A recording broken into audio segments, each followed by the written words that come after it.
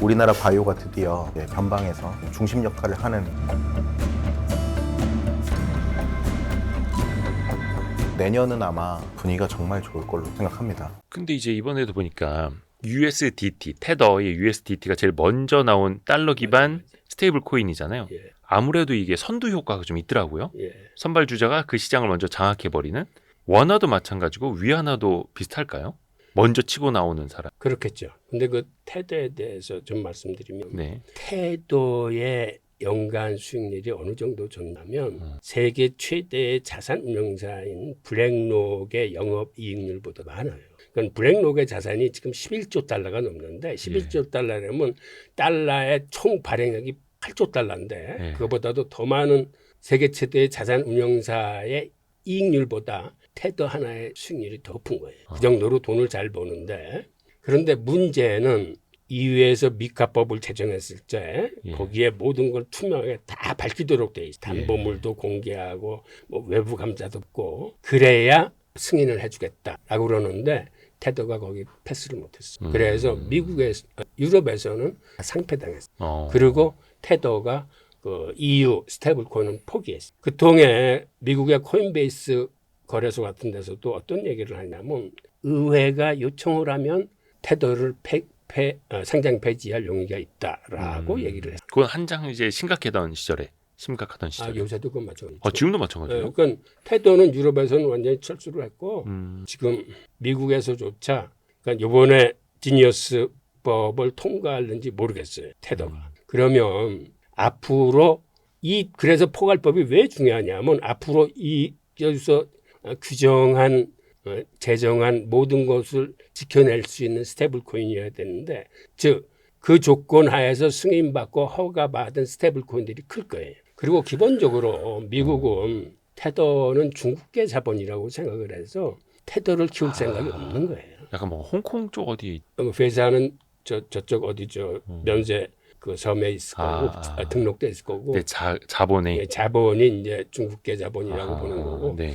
그리고 담보물들이 거긴 불투명해. 미국 국채같이 좀 안정된 게 아니라 중국 회사채 같은 것들이 많이 들어가 있을 거라고 보는 거예요. 근데 이제 뭐 법도 바뀌고 이제 그걸 잘 따르겠다라고 했다던데요, 테더가.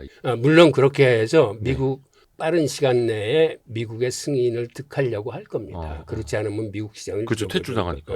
그런데 하여튼 그런 과정에서 승인을 득한 코인들이 이제 더 빨리 치고 나갈 수 기회가 된 거예요. 그러니까 한국도 지금 제일 먼저 서두러야 될 거는 이런 법적 사회적 틀을 먼저 만들어주는 거예요. 그래서 원화 스테이블 코인이 나왔을 적에 그거를 발행할 수 있는 회사들이 어떤 조건을 맞춰야 발행이 되고 그 자체가 이제 소비자 보호도 되는 거니까. 근데 약간 이게 비슷하지 않을까요? 우리나라가 법 체계 처음 만들 때 뭐 미국이나 이제 일본 거 막 가져오고 선진범을 먼저 맞습니다. 가져와서 기술 딱 가져와서 배우고 하듯이 그래서 우리가 왜 옛날에 기술 용어 막 일본 말 많았잖아요. 맞아요. 이런 것처럼 딱 미국이 하는 대로 지니어스 액트 딱 가져와 갖고 비슷하게 그러니까 만들 수도 있겠네요. 먼저 미카가 사실 포괄적인 유럽 거. 법이니까 미카하고 미국에서 지금 지니어스뿐만 아니라 또 한두 개 좀 진행되는 거니까 가져와서. 그거 가져와서 빨리 그 틀 내에서 만들면 그렇죠. 그걸 이제 뭐 미국채를 담보로 한다가 한국 국채. 한국 국고채를 이제 담보로 한다. 이렇게만 또 바꾸면 되는 거고. 이것도 이게 왜 우리가 메신저 같은 경우에도 여러 사람이 쓰고 있는 걸 나도 어쩔 수 없이 그걸 쓰듯이 스테이블 코인도 비슷하다 하더라고요. 서로 주고받고 해야 되는데 사람들이 이미 저 스테이블 코인 쓰고 있으면 나는 이거 사고 싶어도 이게 안 되니까 그냥 그쪽으로 다 같이 가게 된다고. 그래서 이거 선점 효과를 그리고 스테이블 코인대로 갈 수뿐이 없는 게 기본적으로 스위프트 시스템을 쓰면은 국제은행 결제망. 미국이 주도하는 국제결제망 송금하는데 시간도 엄청 걸리고 수수료도 비싸요. 그러니까는 스위프트 시스템이라는 건 사실은 송금망이 아니에요. 이건 통신망이에요. 통신망. 옛날에 텔렉스를 쓰다가 해킹을 자주 당하고 텔렉스 올 때마다 이거 진보냐 진짜야? 그래서 서로 연락하고 해야 되기 때문에 전보 보내던 이런 거. 그것의 보안성을 강화해서 만든 게 스위프트예요. 그러니까 믿고 쓸 수 있는 이제 통신망이 마련된 거예요. 그런데 이게 송금망이 아닌데 나와서 그 지시를 딱 받으면 송금망은 자기가 기존에 쓰던 송금망을 써야 돼. 그래서 심지어는 2, 3일씩 이상 한 일주일이나 열흘 수도 걸려요. 스위프트망을 통해서 보내려면. 게다가 수수료도 비싸. 옛날에는 한 8%에서 23% 됐는데 요새는 많이 개선을 해가지고 한 6% 내외로 줄어들긴 했지만 엄청 비싸네 그것도. 그런데 스테이블 코인은 몇 초 만에 갈 뿐만 아니라 송금 수수료가 무료예요. 페이팔 같은 데는 이미 160개국에 무료 송금을 실시합니다. 그래요. 그러면 사람들이 스테이블 코인을 쓰겠어요? 그 스위프트 시스템을 통해서 보내겠어요? 스테이블 코인을 쓰겠죠. 네. 그러니까 이거는 거스를 수 없는 일종의 태세라고. 그리고 이미 스테이블 코인이 우리 한국 사회도 많이 들어와 있어요. 들어와 있다고요? 동대문 시장의 상인들은 최 스테이블 코인으로 서로 보따리 장사를 하고. 예? 지금요? 그러면 어떻게? 아니 그거는 오래된 원화 이거 안 받아요? 아니 카드나 보통 아니, 계좌이체 아니? 스테이블 코인이 어떻게? 예.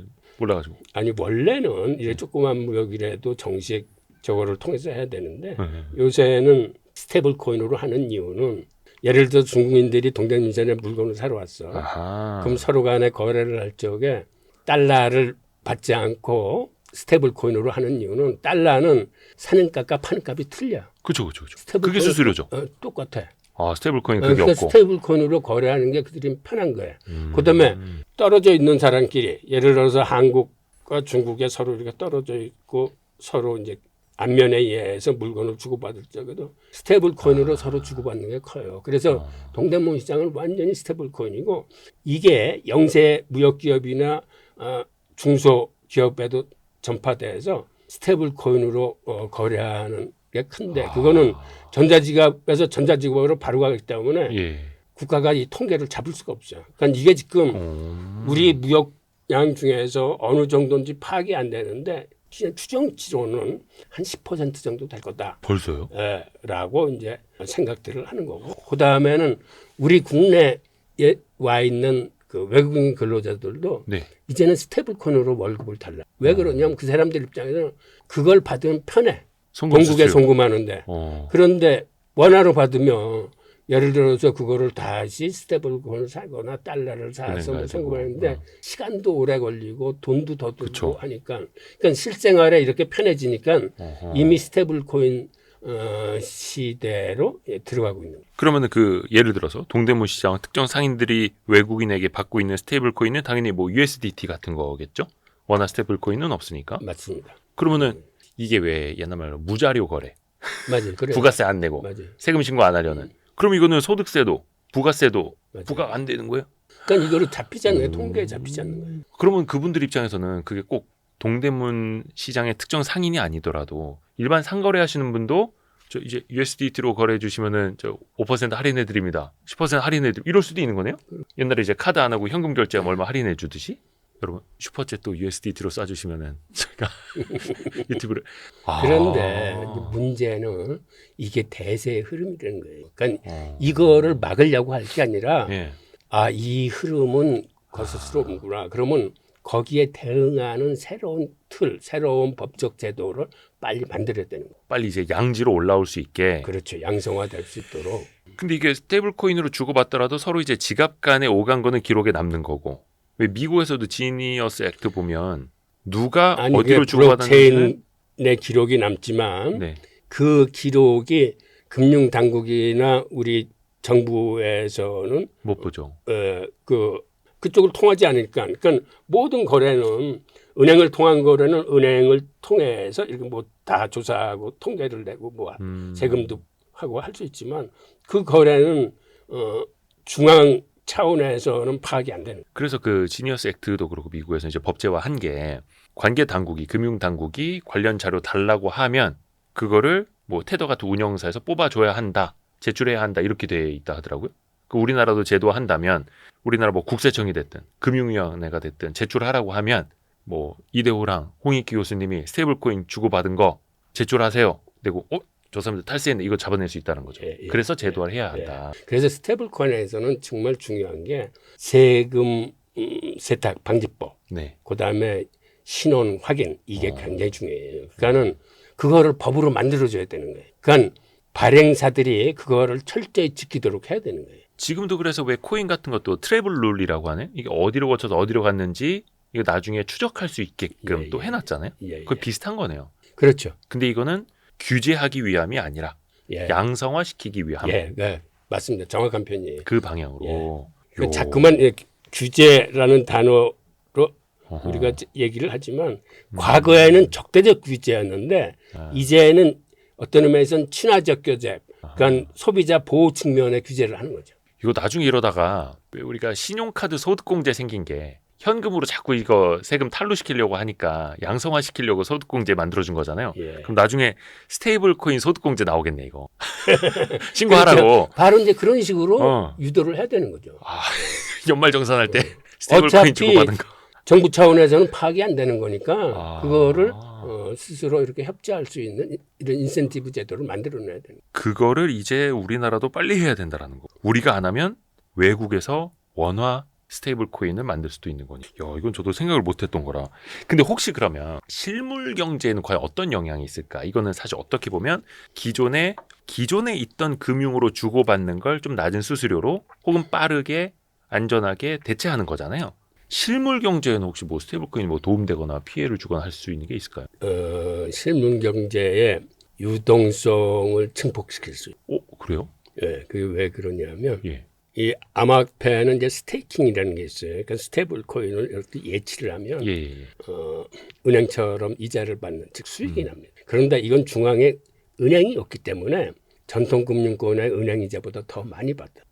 그리고 대출해 주는 사람도 더 수익이 많아. 그러니까 은행의 마진을 당사자들끼리 나눠 갖는 거예요. 탈중앙 금융 아하. 서비스를 활용해서. 예. 그렇다면 전통 금융의 자산이 나중에는 자본의 속성상 이쪽 시장으로 옮겨오면서 넘어오겠죠. 이쪽 시장이 더 커져. 게다가 스테이블 코인 같은 경우는 스테이킹을 하면서 또 그 보관증 같은 토큰을 받아가지고 이걸 또 사용할 수 있어요. 그러니까 하나의 스테이블 코인이 두 개로 더 커지듯이 예를 들어서 예금 그 담보로 대출 받듯이요. 예. 똑같은 거예요. 비슷한 맥락이죠. 그러니까 네네네네. 스테이킹을 하면 그거를 맡겼다는 증서와 비슷한 유사 토큰을 예. 토큰을 또 받아. 아, 토큰. 예, 그러면 또 그게 내 스테이블코인이 여기에 보관됐다는 걸 증표가 되니까. 증표하니까 이걸 가지고 또 활용해서 써.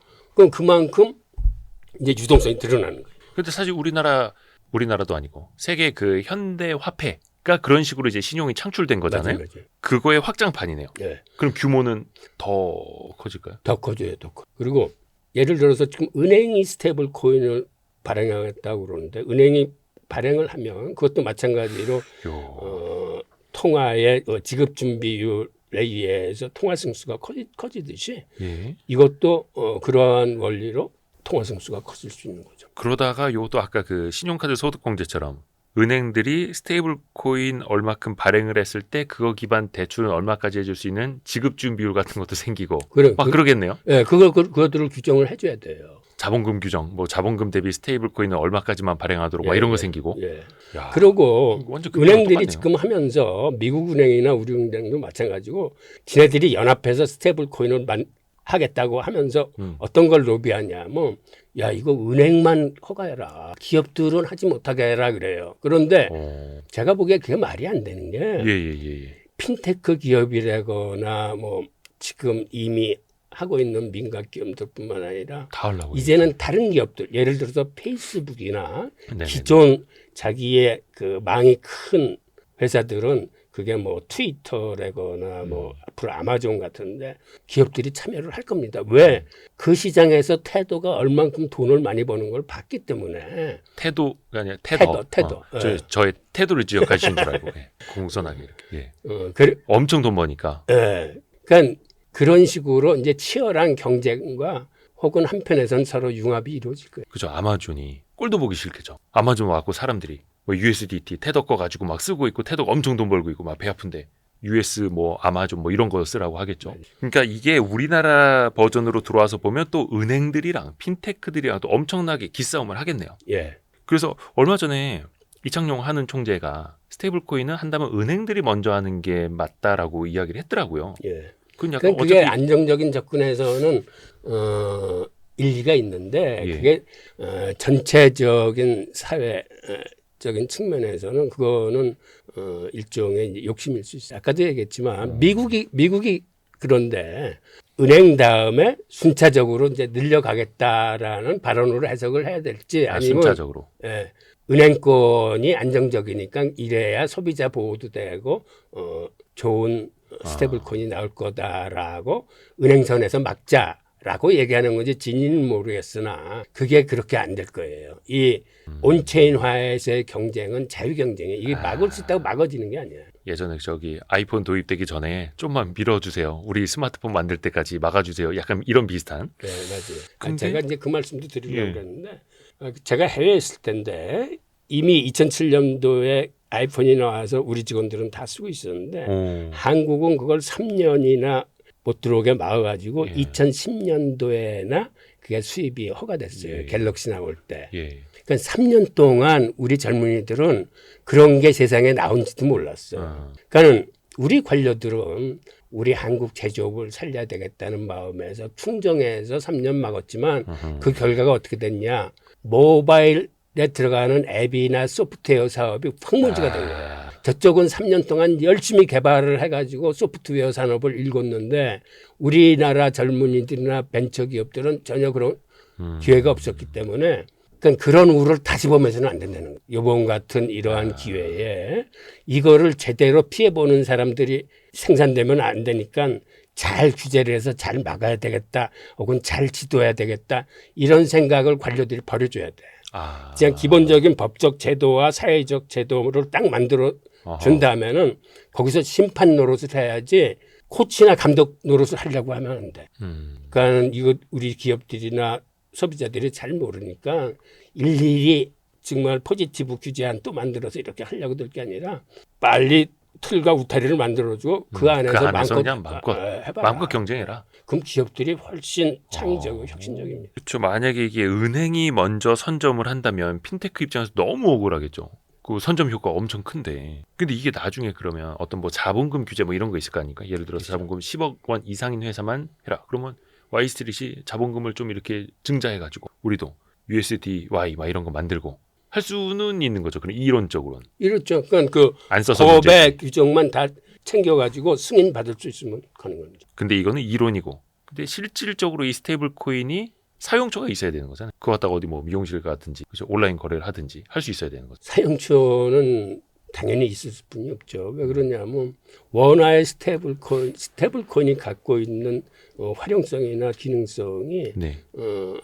CBDC가 갖고 있는 것보다 훨씬 우월하니까. 왜 그러냐면 기본적으로 CBDC는 추적 가능한 통화예요. 스테이블 코인은 추적 불가능한 통화. 그러면 내가 나중에 내 돈 쓰임새가 다 추적당한다고 생각하면은 CBDC를 쓰겠습니까? 사람들이 스테이블 코인을 쓰겠습니까? 그리고 스테이블 코인은 그뿐만이 아니고 이거는 전자지갑에서 전자지갑으로 바로 보낼 수 있고 중간에 은행을 거치지 않기 때문에 모든 면에서 그러니까 탈중앙화 금융 서비스 면에서도 이거로 쓰는 게 맡겨놔도 이자를 더 받고 빌려줘도 이자를 더 받을 수 있으면 전통금융의 CBDC를 쓰지 않고 많은 사람들이 스테이블 코인 해서 시장이 굉장히 빠르게 또 크게 커질 수 있는 거고. 근데 어떻게 보면 법적으로도 그 누가 누구랑 거래를 했는지를 나중에 뭐 예를 들어서 영장 청구해서 하면은 보고해야 하듯이 완전히 비밀은 또 아닌 건데 그럼 또 나중에 그런 거 있을 수 있지 않겠습니까? 메신저 같은 경우에도 카카오톡이나 이런 데들은 영장 청구하면 그 기록 다 준다고 하는데 텔레그램은 처음에 그런 거 안 주고 우리는 보안이 우선이다 하다가 텔레그램 창업자 한번 구속시키니까 그럼 우리도 협조하겠습니다 나오고 그래서 요즘 이름 뭐더라? 아예 협조 안 되는 그런 메신저로 뭐 망명 떠나는 사람들도 있다고 하고 중국의 경우는 이래요. 중국도 가능한 익명성을 보장하되 무제한의 익명성은 아니고 두 가지 제한을 하겠다고 했는데 네. 그 하나가 뭐냐면 송금할 때 거래액 얼마 이상은 아하. 추적한다. 그다음에 이게 불법 자금이라고 의심이 되면 영장 청구를 통해서 추적하겠다라고 두 가지를 밝혔어요. 그러니까 결국 우리나라도 CBDC도 그렇게 되겠지만 예. 이거를 스테이블 코인 쪽에도 이제 적용을 하겠다. 그러니까 특정 금액이라든지 인물이라든지 사실 이거는 지금도 뭐 예를 들어서 2천만 원 이상의 거래는 FIU 금융정보원에서 이게 은행이 금융정보원을 보고해야 하듯이 거의 비슷한 거네요. 예. 그러니까 이게 어떻게 보면 금융거래니까 금융의 기본 틀은 또 지켜야 하는 걸 테고. 오 재밌다. 그래서 스테이블 코인에서는 더 중요한 게 예. 불법 자금 세탁 방지법을 지키는 것과 고객 신원 확인을 하는 두 가지가 굉장히 중요해요. 그러니까 들어올 때 이 사람이 어떤 사람이고 그 다음에 그 불법 자금 세탁을 하지 못하기 위해서는 어떤 거를 규제를 해서 준수해야 돼. 그래야 그 다음에 마음대로 그 사람이 어떻게 활용하든 그러니까 들어오는 입구를 철저히 지키. 근데 그걸 통과하고 적격한 사업자라면 마음껏 뛰어놀아라. 규제만 지키면서. 혹시 교수님이 보시기에 이 스테이블 코인 한 몇 년 후면 우리나라에서도 막 사람들이 많이 있을 것 같아요. 생각보다는 빠르게 진척다. 기본적으로 지금 미국 시장의 스테이블 코인 시장이 한 2,500억 달러 돼요. 예. 그런데 이게 1년마다 기하급수적으로 2배 이상으로 커가지고 지금 2008년도에 2조 한 8천억 달러까지 클 거다. 그러니까 10배 이상 클 거예요. 3년 사이에. 예. 그다음에 또 30년 경우에는 또 그만큼 클 거다 생각해서 엄청난 성장 전망을 갖고 있기 때문에 우리나라라고 예가 아닐 겁니다. 일단 시작하면 폭발적으로 커질 거예요. 이게 그러면 나중에 AI 에이전트 시대 아니면 피지컬 AI, 그러니까 즉 로봇 같은 거 혹은 자율주행차 이런 시대에 그러면 이 스테이블 코인의 사용처라든지 이게 훨씬 더 그러면 더 잘 맞게 될까요? 당연하죠. 그게 왜 그러냐면 메타버스 같은 경우가 예전에 한번 반짝했다가 좀 시들했지만 앞으로 인공지능하고 챗GPT하고 결합을 하면 다시 한번 가상 경제 생태계가 피어날 수 있어요. 그때 그 속에 중심통화는 스테이블 코인이에요. 그 안에서 사람들이 CBDC를 쓰려고 들지 않을 겁니다. 굳이 가상 경제 생태계에서도 추적 가능한 화폐를 그 사람들이 원하지 않고 거기에 기축통화가 스테이블 코인이 될 거예요. 메타버스 세상에서는 스테이블 코인으로. 네. 근데 이게 한 4, 5년 전에 우리가 NFT 열풍이 엄청나게 불었잖아요. 예. 그래서 그때 막 메타버스 당장 뭐 될 줄 알았고 그때 막 디지털 트윈 이야기 많이 나오고 했었는데 쏙 들어갔다가 근데 언젠가는 올 미래이고 AI 시대가 조금 더 가까워지고 있고 그러면은 스테이블 코인 같은 경우는 훨씬 더 빠른 시일 안에 그게 더 실현될 가능성이 있다 이렇게 보시는 예. 거예요. 그리고 현실 세계에서도 예. 궁극적으로 중국의 CBDC하고 미국이 지금 지원하는 스테이블 코인하고 어느 게 이길 것 같습니까?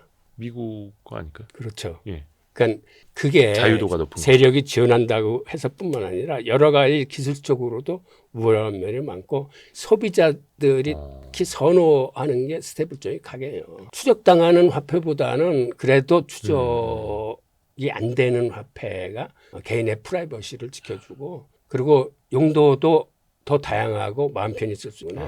그럼 저희도 나중에 혹시 그게 되면은 홍익희 교수님한테 출연료를 스테이블 코인으로 Y스트리트 스테이블 코인으로. 근데 쓸 데가 있어야 되는데 그 YG 부스터밖에 못 사. 그런 미래가 올 수도 있겠네요, 진짜. 너무 재밌습니다.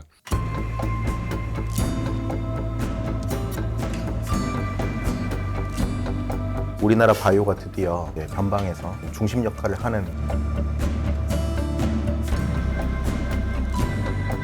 내년은 아마 분위기가 정말 좋을 걸로 생각합니다.